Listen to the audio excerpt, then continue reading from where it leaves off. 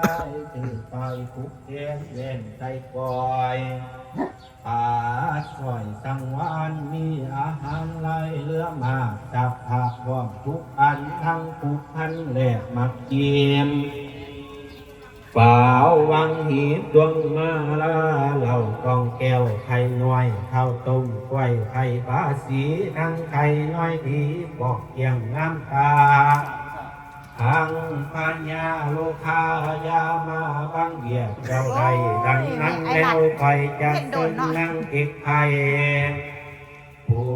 ตัดสอนหลอนปัญญาลงมาจนเอาควรเจ้าให้ขึ้นได้กว้างคอยจะเสื่อนเอาควรเจ้าให้ขึ้นได้สูงคอยจะเสื่อนเทวดาอยู่กำไปเหนือและกำไปใต้ลงมาสวยคุณสวยย่อกว่านางสมสนุกสุนทราให้ขึ้นใหญ่สูงคอยจะเสื่อนคนผู้สูงมาเคียงข้างคอยจะเสื่อนผู้งามมาเคียงผู้เจ้าโยกใส่เข้าใส่หัวเซินเอาควันเจ้ามันตาให้เจ้าเอาอายุยืนยาวมาเพียงตาควันเจ้ามาเพียงตาเจ้าโอ้ขอให้เจ้ายังมัวกลับคืนเซินเอาควันผูให้เจ้ามาเพียงตาให้เจ้ามาเอาน้ำตาและน้ำอ้อยเชิญเอาขวัญเจ้ามาเพียงหูมานั่งเทียนหูเทียงตาคอยจะจิตไม่ยอให้เจ้าเอามาหมุนคอยจะเจ็บใบพูนให้เจ้าออกมาคำนี้น้ำเต่าออกบ่อกินเย็นให้เจ้านี่คอยตาวักไว้หลายแค่เรื่องของสั่งมานอกเมืองนั้นทำชันนอกพิเศษขอให้เจ้าเชิญเอาควันเจ้าว่ามาเยอะควันเอ้ยควรนั่งสมสนุกสุนทราไปผู้เป็นหาให้เจ้ามาสามุนีวันนี้ควรเจ้านางสมสนุกจันดาราให้เจ้าเพียงข้าควรเจ้าไปผู้เจ้า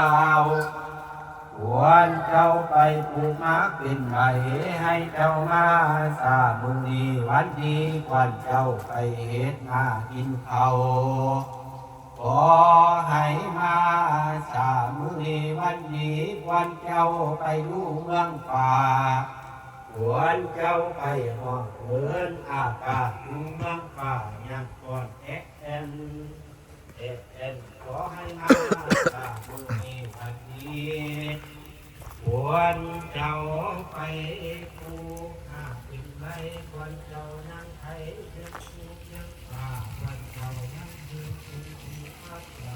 หนองป่านี่น้ำเพเพราะเขาเจ้าเอาป่าในลงป่าใน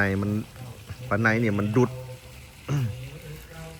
มันดุดขี้ดินคือตัวหมูนี่นะป่าในนี่แล้วมันดุดพื้นเพราะน้ำขุ่นเมื่อ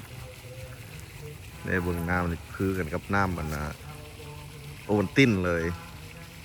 แล้วมันก็เห็ดให้มันขุ่นนะนี่เห็ดให้ป่าตายน้ำป่าก็ตายลายเลยเก็บไปทิ่ม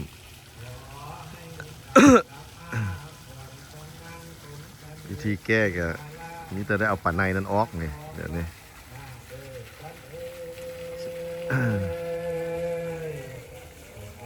แต่ว่าหนองนี่เขาบ่ได้เฮ็ดดอกอันน่ะคนจีนมาเซาหนองเฮาเฮ็ดแล้วก็คือไอ้จอยกับน้องพรหั่นเป็นพนักงานของคนจีนนี้แล้วเขาเจ้าจ้างมานอนเฝ้าอยู่นี่เบิ่งป่าเบิ่งหยังนะแล้วน้องสาวเมียไอ้จอยหั่นอันกูบ่สบายของหมอมาแล้วบัดนี้ขาวบ่เฮ็ดพอ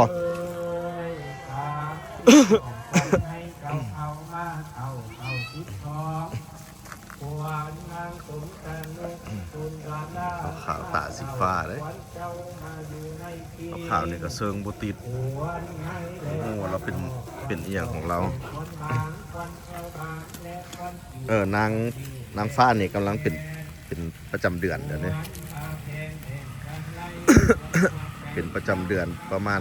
8-9 มื้อละสิเซิงนี่จะเซิง2 เทื่อกันประจำเดือน2 เทื่อผ่านมาเทื่อหนึงเว้นระยะห่าง6 เดือนบ่ติดไอ้นี่เซิงบ่ติดเดี๋ยวให้ด็อกเตอร์มาเช็คน้ำเชื่อเราก่อนว่าน้ำเชื่อเราบ่แข็งแรงบ่หรือจังไดอันนี้ก็กำลังเป็นประจำเดือนนี่ทิศหน้านี่ก็เซิงแล้วนี่นางฟ้านี่นะมานางฟ้า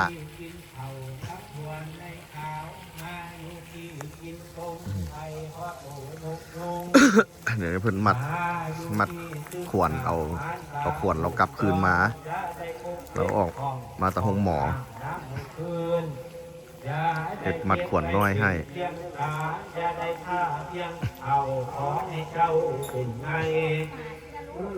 นี่สั่งวันดีใส่จะสู้คนแล้วให้เจ้าพันมันคนเงินขอให้เจ้า นี่ก็หมาออกลูก เพียงตาขอให้ขาเพียงผ่อง มันน้อยมาไอ้จอยออกลูก ให้เจ้าอายุยืนยาวเจริญ ย่างไปใกล้ ขอให้เจ้าได้กินข้าวเพียงตาลูกกอง เฮ็ดหยังกินนาง ขอให้เจ้า เปิดเล่แกงปลาแล้วก็ก้อยปลายำไส้ตัน โอ้แต่แนวเป็นตะแซ่บเนาะพระเจ้าไปใส่คือบ่เห็นจะดดละ โอ้มันอยู่นี่เลย คือบ่เห็นมานี่ นะ มาอยู่อ่ะ หรือว่าเจ้าบ่เห็นอ้ายหรืออ้ายบ่เห็นเจ้า เฮ้ยคือกัน โอ้ม้าเนาะเขาบ่เห็นกันอืมนี่นางนะหมายจอย มันสิได้หนักจังคือว่าใกล้ๆว่า โอ้ยังว่าสูงต่ำยังเซิงได้กันเซย ผู้นี้จิตตีปากพ่อก้อนปันเถิดก้อนทะเลลำเดินโตเถิดนี่เจ็บขาดทุกทำล้านจาก โอ้เป็นดก ตาต่อเต่าทั้งสีว่า อันนี้เป็นด ผู้ ก นี้ปล่อยจึงหน้าสู่ค ธร ว รมศาสตร์ เจ้าสู่คนเก่าควรมากสู่คนตัวควรอยู่ควรมาอยู่เนี่ยดูขี้ของเจ้ากับมาเข่าเข่าหน้าฝ่ายทางดอนตอนทางข้ามฝ่ายถึงหน้าถูกเอาแล้วโลกมาแล้วน้ำทองทองพอเนนทองใหญ่มากขึ้นเขาทองควรเจ้าเนี่ยเรามานอนอยู่นี้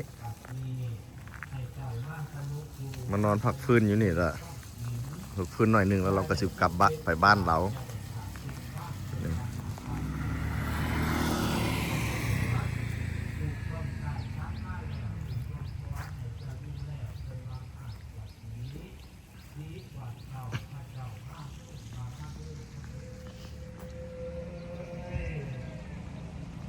วันเจ้ามาอยู่ในเมืองในขี้ของเจ้า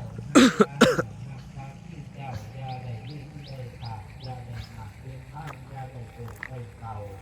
ให้เจ้ากินกินนอนเต็มนอนรับพันธีมือนี่นั่นนี่เออ ต้องเลยขอขอบใจ คนใจบุญส่งเงินมาให้เรา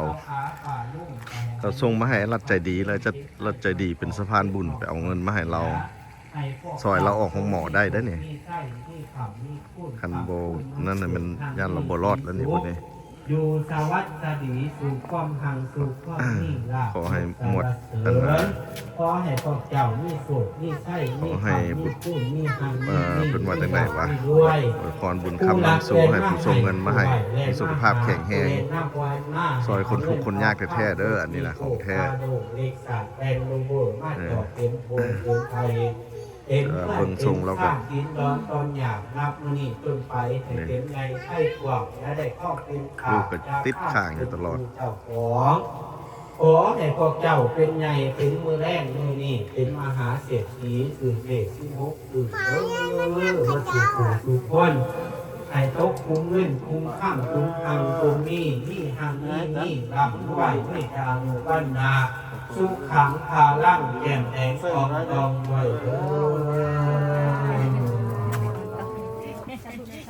มานี่มันต่ำเฮาโลดเด้อมันย่างต่ำเฮาโลด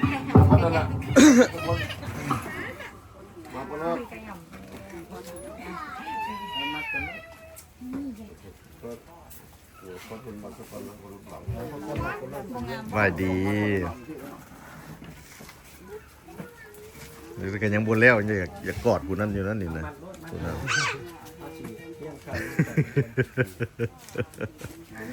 แล้วจักปีล่ะกระต่ายคุณเนี่ย18 ปีอ๋อบุเคยเห็นเราได้เรามามื้อแรกบ่ โอ้มาหลายเดือนแล้ว โอ้ หลัดก็เคยเห็นอยู่เดือนนั่งกินเหมือน แม่นว่ะ แต่ว่าหลัดยัง โอ้แล้วเราขี่คุยย่างกาย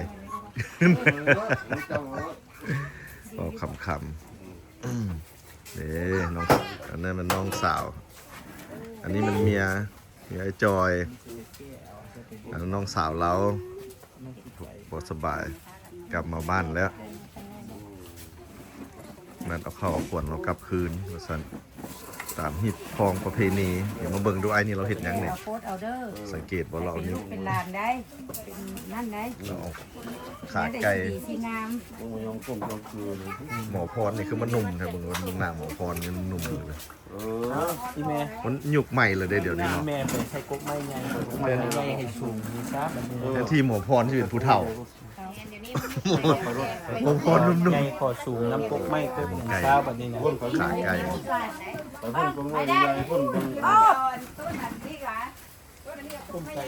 เราเสือกไปเห็นหยังขาไก่ไปบนรอดแล้วจนขาไก่เจ้าในหมาสิไปกินนี่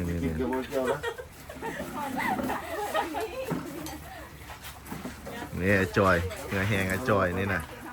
บ่ธรรมดาได้ไอ้จอยในสร้างในหมอนี่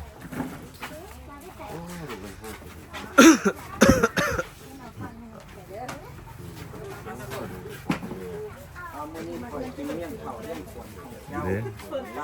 หมอพรมันยังหนุ่มๆอยู่ที่ผ่านมาเคยเห็นมีแต่ผู้เฒ่าแล้วเป็นหมอพร หาไม่ตายก่อนไม่ตายเดี๋ยวพลันดิหาพลันไปหาพลันดิ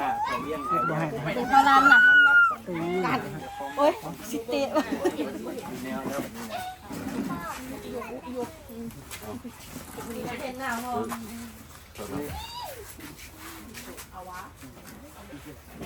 เล่นเห็ดเลี้ยงอย่างไร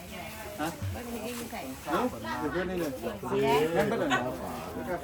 ผลงานไอ้จอยได้นี่เทนี่นะ ไม่ล่ะ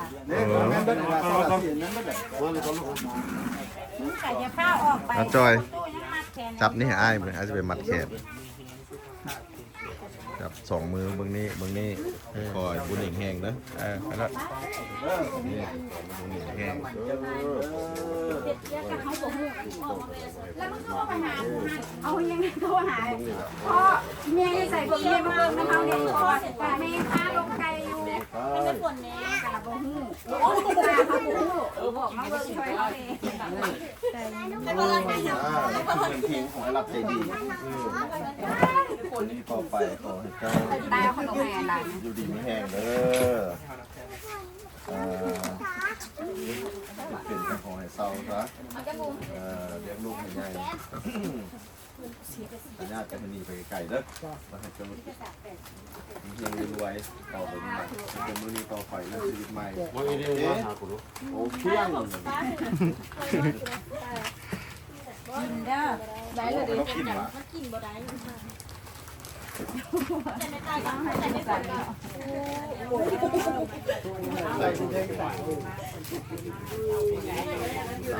สาวได้นะรัดสาวได้นะเดี๋ยวนั่นแหละ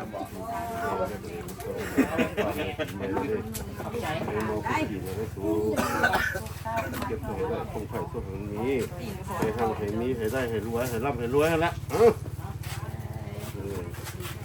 เอาเฮ็ดเปื่อนยังขวบกิน โอ้ใบเนี่ยโจ๊กกินยุ่งงานขึ้นมาแล้วใบเนี่ยทุกเจ้าดอก ที่ให้กลางคืน เจอโต๊ะไอ้ได้จอย มีการสาธุกันสาธุกันสาธุกันสาธุสาธุบักลาสาธุสาธุ เบิ่งใกล้ๆนี่ผู้นี้ นี่ว่าลูกนะ ออกหมอมา นี่หรอ ทีนี่แหละมันอุ้มน้องมันให้แท้ให้ว่านะก็จนให้น้ำมันเนาะเอาแท้เอาว่ามา เขาบอกว่าจะมาถึงวันนี้นะ นี่เบิ่งหน้าหมูพรยังไม่มึน ให้ เนาะ คุ้มดูดีมีแหงข้อ ส ฟ้า มัย แม่ ใหม่ แขนอย่ากบอย่ากวนลูกหลานอย่าห้องอย่าตื่นเข่าบัดนี้เข่าใหญ่เข่าสูงเลี้ยงพ่อเลี้ยงแม่อย่าคัดอย่าห้องอย่าให้คำ ได้คนเจ็บ นี่ก็แม่บ้านบ้านไอ้รัดเจดีนี่ มาจองไว้ลูก ตรงนี้ก็บ่สบายแน่นอนมัดมือมื้อนี้ก็กินยาดีวัด มาโดยสะดวกมันอยู่ซานจำนองน้ำหนึ่งน้ำลูกน้ำหัวกุ้งน้ำกุ้งเต้ากุ้งลูกกุ้งหลานมันเป็นไม่ทั่วไปนะ ดูให้เขาได้รู้โจมพี่นะ จมก็ต้องจมอันนี้ดับอ่ะ บัดกันอยู่คักแล้วบัดเดียวหัวเสียคุณน้ำมาให้ ดูดีมีแหงกับตู้ลูกเป็นเต่าเด้อลูกเด้อ เอาเหล้าใส่มันแน่ เจ็บเจอ แต่มันโดมเอานี่หันละควนนะ ไม่ต้องไปไม่ต้องไป ยิบเอาหน่อยเดียว ผมไปซื้ออะไรอย่างไรไม่ได้หรอ โดมเอา เอาเบิร์ดทันเด้ ของขวัญเนาะ ควรได้เรา ค คว วร ร กิน เอา เลยลู ค ก วรนะ ได้บ่ โดมเอา กินไม่ได้ก็ตัวมาลูกเอ้ย โดมเอาเราควรนะลูก กินข้าวอันนี้เบิร์ดอันลูกกำ ข้าวหานากินมาส่วนเร็วมันยังไม่เป็นไปนี่นะเอาแน่เอาว่านะ มันจะไปเฮ็ดไปแก้แล้วซะ ได้ยังไง เมื่อวันสินใหญ่ เออ เมื่อวันสินใหญ่เจ้าหู้งั้นขอบอกบุญแนะนำเด้อว่า3 โมงแล้วหาแล้วเข้าไปหาหอยแล้ว เออ อยู่ใส่ ก็แล้วเดี๋ยวมันไปซื้อมันไม่ได้เลยมันเป็นผู้เฒ่าเนาะ นี่บ่เพื่อนฉันสินใหญ่แล้วสิบ่เป็นผู้ยังเก้าเก้า ยืมบ่ล่ะ เศร้าเด้อลูกวันมันใหญ่เลย วันนี้เด็กหน่อย เข้าไปหา ให้มันช่วงมันเศร้าซะวันนี้ มาจองมาดึงไว้บ่ต้องไปทั้งไหนพอเศร้าลูกพอสวงสวง เขาแล้ววันนี้นะคือไว้อย่างนี้เลย แล้วเข้าไปเฮ็ดเวียกน้ำเพิ่นคายข้างบนบ่ให้ใส่สิให้นะใส่เด้อเจ้าเข้าไปหาน้อยทำอยู่ไสให้เบิ่งสินดับนะ3 โมงจะเข้าไปโลดบอกได้ฝุ่นก็ได้มองเงียบสถานที่ไปฮอดที่แยกคือลานนี้ทางประเทศตัวกระเจ้าปู่และที่สุดแล้วมีห้องแถวสีส้มราคาสีส้ม ไปอยู่น้ำหน้าน้ำ มาเฮ็ดเวียก ถ้าก้อนไฟเป็นไฟกูก็บ่ซื้อสิได้